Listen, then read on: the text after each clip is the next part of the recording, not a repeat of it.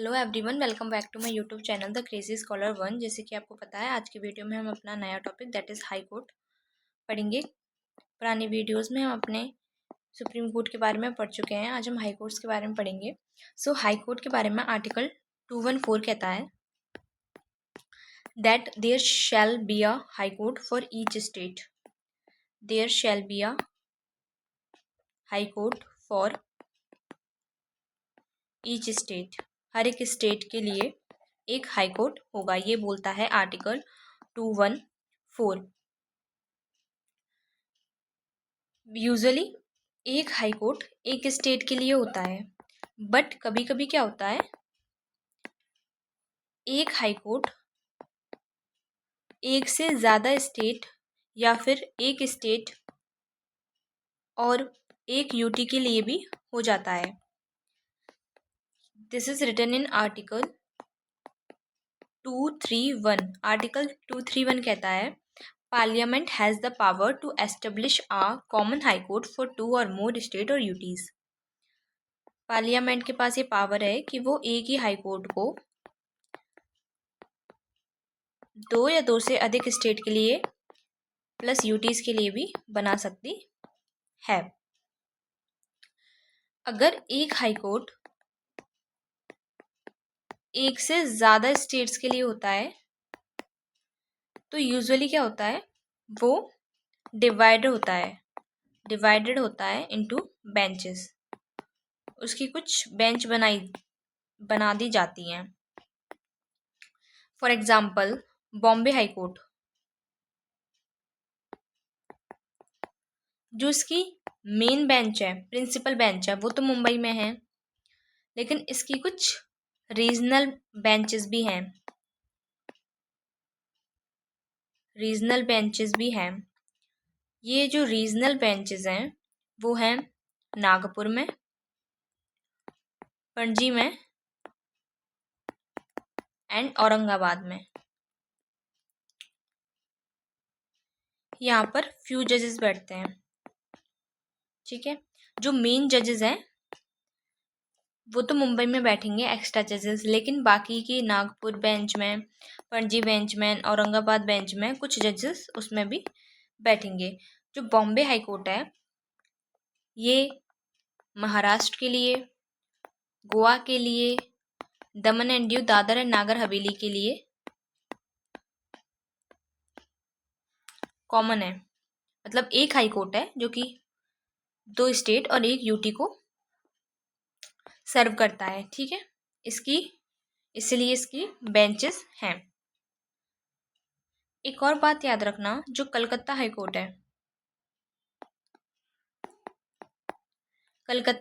है, इसकी circuit bench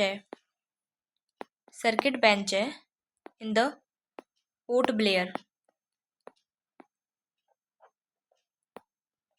Blair में इसकी सर्किट बेंच है।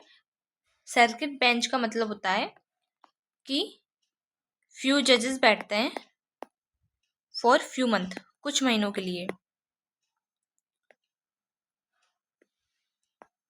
देखो, तीनों बेंच का मतलब समझना, एक होती है प्रिंसिपल बेंच, एक होती है रीजनल बेंच और एक होती है सर्किट बेंच। इन तीनों का मतलब क्या है? प्रिंसिपल बेंच मेन बेंच होती है जिसमें सबसे ज़्यादा जजेस होते हैं और फुल टाइम के लिए होते हैं। रीजनल बेंच इसका सब पार्ट होती है जिसमें कुछ जजेस होते हैं और फुल टाइम के लिए बैठते हैं, फुल मंथ, होल ईयर के लिए। सर्किट बेंच भी प्रिंसिपल बेंच का ही एक हिस्सा होता है जिसमें कुछ जजेस होते हैं जो कि कुछ मंथ के लिए बैठते हैं, फ्यू मंथ के लिए। आई होप दिस इज क्लियर, समझ में आया होगा ये। हमने 2 आर्टिकल पढ़ लिए। आर्टिकल 214 जो कि बोलता है कि एक हाई कोर्ट होगा एक स्टेट के लिए। एक आर्टिकल 231 जो कि बोलता है एक हाई कोर्ट एक से ज़्यादा स्टेट को सर्व कर सकता है अगर पार्लियामेंट चाहे तो। आर्टिकल 215 कहता है कि हर एक high court shall be a court of record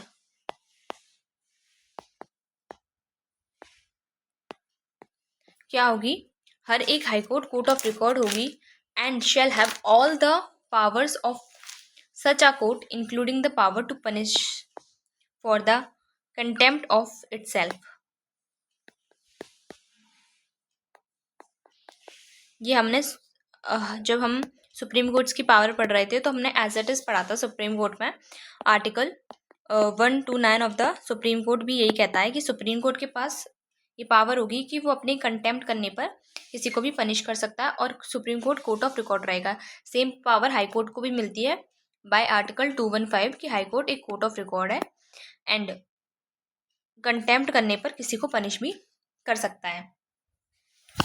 ठीक है, ये हमने डिटेल में पढ़ लिया था कि कोर्ट ऑफ रिकॉर्ड क्या है, कंटेम्प्ट ऑफ इटसेल्फ क्या है, ये सब कुछ हमने पढ़ लिया था। तो हम यहाँ पर डिटेल में नहीं पढ़ेंगे, हम सुप्रीम कोर्ट में ये डिटेल में पढ़ चुके हैं। ठीक है, इसके बाद आता है आर्टिकल 216 जो कि ये बोलता है कि हर हाई कोर्ट में एक चीफ जस्टिस होंगे,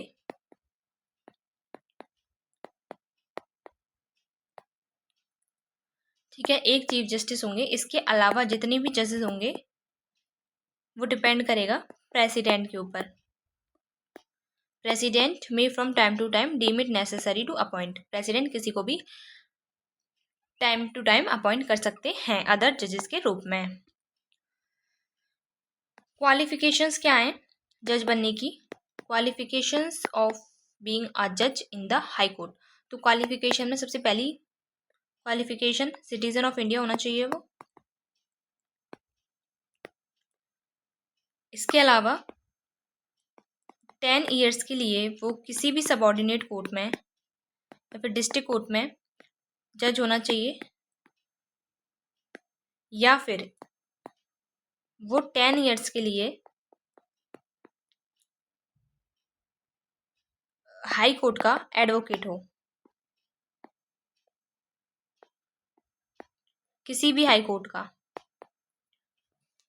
वो क्या हो, एडवोकेट हो लगभग 10 साल के लिए, देन वो हाई कोर्ट का जज बनने के लिए एलिजिबल है। आर्टिकल 217 कहता है जो जजेस होंगे उनको अपॉइंट करेंगे प्रेसिडेंट, हाई कोर्ट के जजेस को अपॉइंट करेंगे president with the consultation of the CJI, chief justice of India से कंसल्ट करेंगे, गवर्नर ऑफ स्टेट से कंसल्ट करेंगे, और अगर chief justice of high court appoint कर रहे हैं तो इन दोनों से कंसल्ट करेंगे प्रेसिडेंट। अगर अदर जजेस कर रहे हैं तो इसके साथ साथ chief justice of high court से भी कंसल्ट करना पड़ेगा।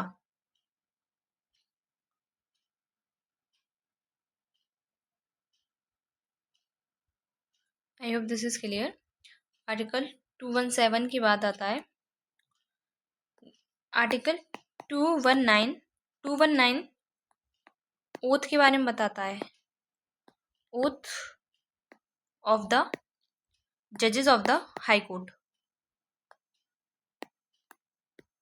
ये जो हाई कोर्ट के जजेस हैं वो ओथ लेंगे in front of the governor, governor के सामने ओथ लेंगे, एंड जब वो रेजिग्नेशन वो देंगे टू द प्रेसिडेंट। याद रखना, रिजाइन वो प्रेसिडेंट को देंगे बट ओथ वो गवर्नर के सामने लेंगे, and the removal process is same as for the supreme court जजेस as well as the high court जजेस, यानी कि सुप्रीम कोर्ट के जजेस को जिस तरह से हमने प्रोसेस पढ़ा था हटाने का, वही हाई कोर्ट के जजेस पर भी लागू होता है। नेक्स्ट है that is the jurisdiction of the high court. High court का jurisdiction क्या है?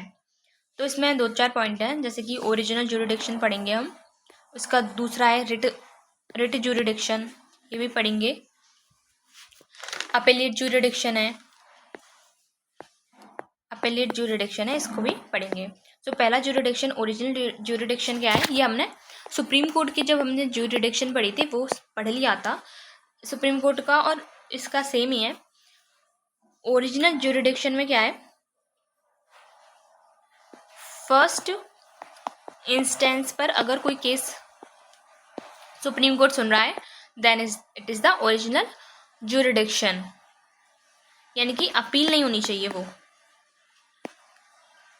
सबऑर्डिनेट कोर्ट से जो अपील आती है वो नहीं होनी चाहिए। डायरेक्ट फर्स्ट इंस्टेंस में वो केस अगर हाई कोर्ट ही जाता है देन वो उसकी ओरिजिनल हाई कोर्ट की ओरिजिनल ज्यूरिडिक्शन हो जाएगी।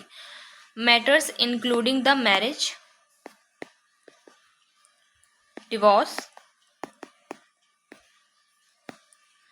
Company laws, contempt of the court,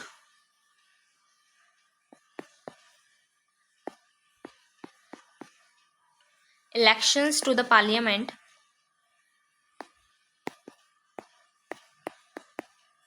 and the state legislature,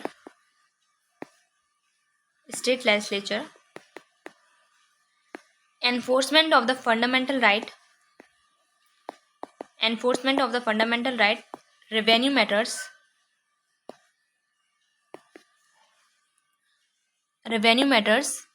and shipping matters.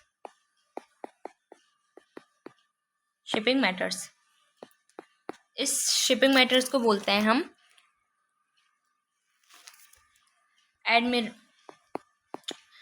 एडमिनल्टी। ठीक है, तो अगर इनमें से कोई भी केस होता है, मैरिज से रिलेटेड केस है, डिवोर्स से रिलेटेड केस है, कंपनी लॉज से रिलेटेड केस है, कंटेम्प्ट ऑफ द कोर्ट का केस है, पार्लियामेंट और स्टेट लेजिस्लेचर के इलेक्शन से रिलेटेड कोई केस है, फंडामेंटल राइट के इन्फोर्समेंट से रिलेटेड केस है, रेवेन्यू मैटर और शिपिंग मैटर से रिलेटेड केस है, तो इन सब केसेस में हाई कोर्ट की ओरिजिनल ज्यूरिडिक्शंस है, यानी कि डायरेक्ट हाई कोर्ट पर अपील की जा सकती है। तो इससे हमें ये पता चल रहा है कि हाई कोर्ट की जो ओरिजिनल ज्यूरिडिक्शन है वो much wider than the supreme court original jurisdiction. Supreme court की ओरिजिनल ज्यूरिडिक्शन थी वो लिमिटेड थी, बट हाई कोर्ट की काफ़ी ज़्यादा एक्सपेंडेड है। रिट अगर हम बात करें तो रिट हमने फंडामेंटल राइट में डिटेल में पढ़ ली थी। आर्टिकल 226 के थ्रू जो हाई कोर्ट है वो रिट जारी कर सकता है, फंडामेंटल राइट और लीगल राइट दोनों के लिए जारी कर सकता है। याद रखना, जो हमारा सुप्रीम कोर्ट है वो सिर्फ और सिर्फ फंडामेंटल राइट्स के लिए रिट जारी करता है, बट जो हमारा हाई कोर्ट है वो fundamental right as well as the legal rights दोनों के लिए रिट जारी कर सकता है। यानी कि रिट पावर भी हाई कोर्ट की is wider than the supreme court. But ये याद रखना, एक हाई कोर्ट दूसरे हाई कोर्ट को रिट जारी नहीं कर सकता। यानी कि राजस्थान का जो हाई कोर्ट है वो यूपी के हाई कोर्ट, इलाहाबाद जो हाई कोर्ट है उसको रिट जारी नहीं कर सकता, क्योंकि रिट हमेशा सब ऑर्डिनेट कोर्ट्स को इशू की जाती हैं, एंड एक हाई कोर्ट दूसरे हाई कोर्ट का सब ऑर्डिनेट नहीं है। एंड इवन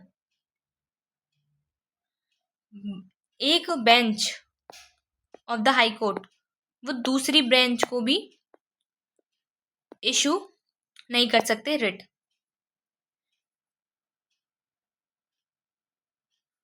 ठीक है, सुप्रीम कोर्ट भी हाई कोर्ट को रिट इशू नहीं कर सकते, बिकॉज सुप्रीम कोर्ट ने खुद ने बोला है कि high court is not subordinate to the supreme court.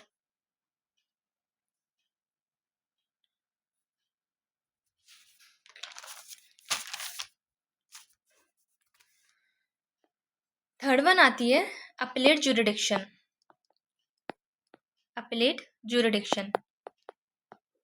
Appellate यानी कि अपील वाली ज्यूरिडिक्शन। अगर कोई भी केस सबऑर्डिनेट कोर्ट से हाई कोर्ट जाता है then it is the appellate jurisdiction.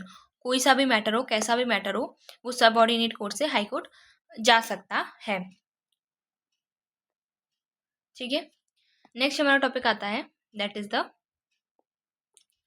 Powers of high court.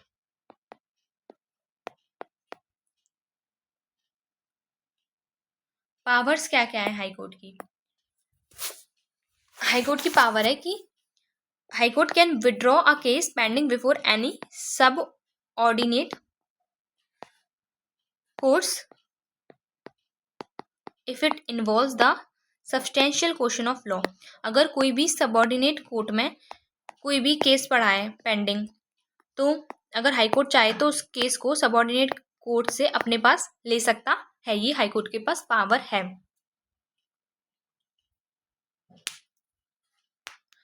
अगर हाई कोर्ट चाहे तो एक सबऑर्डिनेट कोर्ट से दूसरे सबऑर्डिनेट कोर्ट्स में भी एक केस को ट्रांसफर कर सकता है। ठीक है, ये भी किसके पास पावर है? हाई कोर्ट के पास पावर है। इसके अलावा अगर सबऑर्डिनेट कोर्ट्स के जो मेंबर्स हैं उनकी पोस्टिंग वगैरह करनी है, उनको लीव देनी है, उनके ट्रांसफ़र करने हैं, तो ये सब भी किससे रिलेटेड है? ये सारे मैटर्स भी हाई कोर्ट देखेगा। आई होप दिस इज क्लियर। ये सारी पावर्स हैं जो कि हाई कोर्ट की हैं। नेक्स्ट हमारा टॉपिक आता है, हाई कोर्ट खत्म हो गया, अब हमारा टॉपिक आता है that is the sub ordinate courts. Subordinate courts में हम डिस्ट्रिक्ट कोर्ट्स पढ़ते हैं। डिस्ट्रिक्ट कोर्ट्स, तो सबसे पहला आर्टिकल आता है आर्टिकल 233 जो कि बोलता है about the appointment of the district जजेस।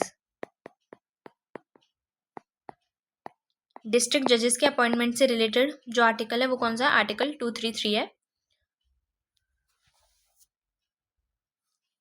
ठीक है, ये बोलता है कि आपको डिस्ट्रिक्ट जजेस की अपॉइंटमेंट करनी है। और करेगा कौन? ये काम करेगा governor of that state with the consultation of the high court. ठीक है, हाई कोर्ट से कंसल्टेशन लेकर गवर्नर डिस्ट्रिक्ट जजेस को अपॉइंट करेगा। और इसकी क्वालिफिकेशंस क्या हो सकती हैं डिस्ट्रिक्ट जज की? तो डिस्ट्रिक्ट जज की क्वालिफिकेशन होती हैं कि वो एटलीस्ट 7 ईयर्स के लिए एडवोकेट हो एंड उसको फिर रिकमेंड करें high court for the appointment.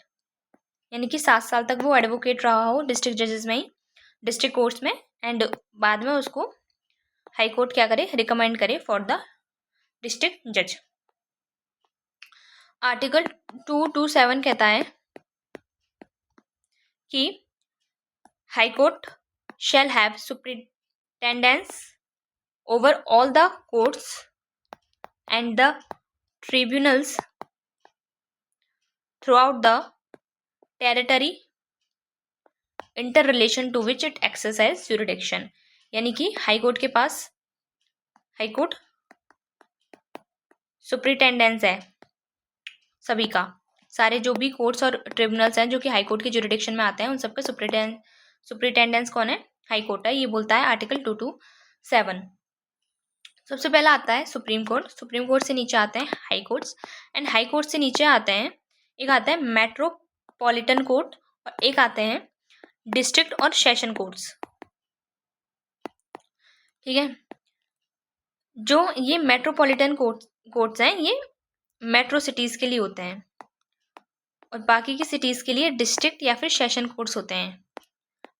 Metropolitan court से भी नीचे आते हैं, इनको या फिर हम 2 पार्ट्स में डिवाइड कर सकते हैं, एक होता है सिविल, एक होता है क्रिमिनल। ऐसे ही डिस्ट्रिक्ट और सेशन कोर्ट को भी हम सिविल और क्रिमिनल में डिवाइड कर सकते हैं। सिविल में सिटी काउंसिल कोर्ट्स आते हैं एंड क्रिमिनल में सेशन जजेस आते हैं। उसके नीचे आता है चीफ मेट्रोपॉलिटन कोर्ट्स, फिर इसके नीचे आता है मेट्रोपॉलिटन मैजिस्ट्रेट कोर्ट। जो मेट्रोपॉलिटन मैजिस्ट्रेट कोर्ट है ये सबसे लोएस्ट कोर्ट है, ये सबसे लोएस्ट कोर्ट है in the metro cities. And मुंसिफ कोर्ट, मुंसिफ कोर्ट सबसे लोएस्ट कोर्ट है in the cities rest other than metro cities. I hope this is clear to all. ये हमारा subordinate courts and high court हमने पढ़ लिया है। नेक्स्ट की वीडियो में हम अपने नए टॉपिक या फिर जो भी होगा मैं आपको बता दूंगी। Thank you so much for watching this video.